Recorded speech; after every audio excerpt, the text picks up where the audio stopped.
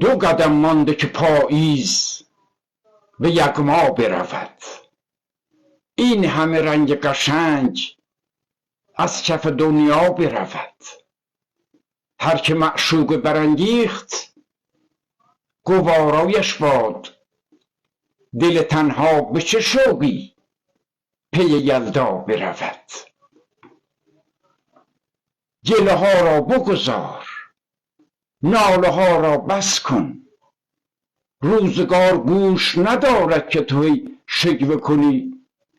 زندگی چشم ندارد که ببیند اخم و دلتنگ تو را.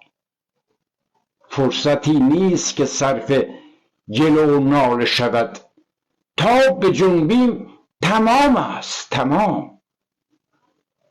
مهر دیدی که به برهم زدن چشم گذشت، یا همین سال جدید باز کم مانده به عید.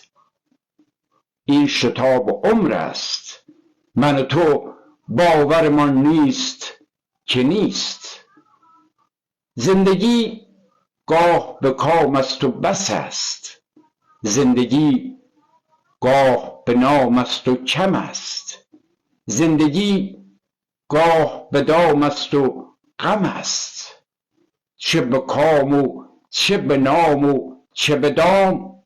زندگی معرکه همت ماست. زندگی می‌گذرد. زندگی گاه به نان است و کفایت بکند. زندگی گاه به جان است و جفایت بکند. چه به نان و چه به جان و چه به آن. زندگی صحنه بیتابی ماست. زندگی می‌گذرد. زندگی گاه به راز است و ملامت بدهد. زندگی گاه به ساز است و سلامت بدهد. زندگی گاه به ناز است و جهانت بدهد. چه به راز و چه به ساز و چه به ناز. زندگی صحنه بیداری ماست. زندگی می‌گذرد. چلتون پیشا پیش مبارک باد.